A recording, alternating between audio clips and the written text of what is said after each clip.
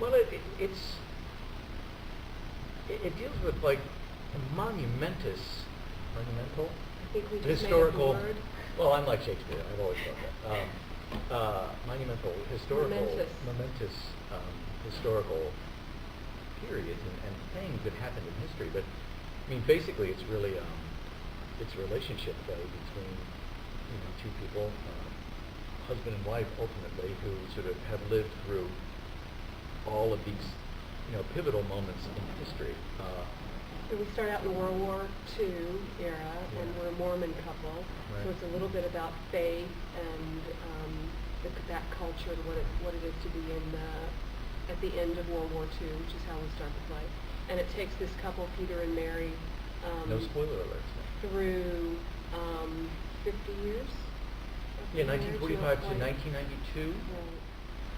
Right. The interesting thing is you get to see these people age throughout the course of the play. So they're not, I mean, there really is the young, hopeful, not quite engaged couple yet when we start. And then the very old. And one of the interesting things about what we've done with the play is these people do age until well into their 80s, and you actually watch that progression take place. That was a directorial choice by Ken Marini, our director. It's not written in the script, but the audience will be privy to watching us do our changes. All the costume changes, wigs. Yeah, wigs Do galore. you like wigs? Yeah. And there's also a lot of multimedia as well, which sort of helps set the time period once we sort of settle into the actual scene. So it's very, I mean, I don't think I've ever changed on stage and had it be part of the play before, so it's interesting.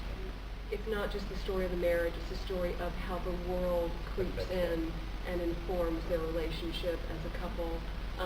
What it does to a woman progressing, you can imagine what it does to the philosophy of the stay-at-home mother to progress from the 1940s to the 1990s, and what it's like to be an American, a patriot. And my character is actually one of the original members of the CIA, so recruited right out of grad school. I mean, that's not giving anything away.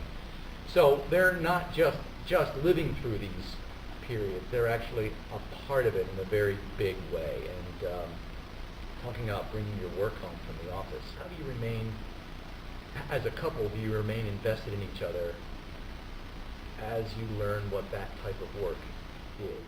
As you learn more and more, as your eyes are open about the evil in the world, how can you keep that out of the bedroom? How can you keep that out of your family? And that's their struggle.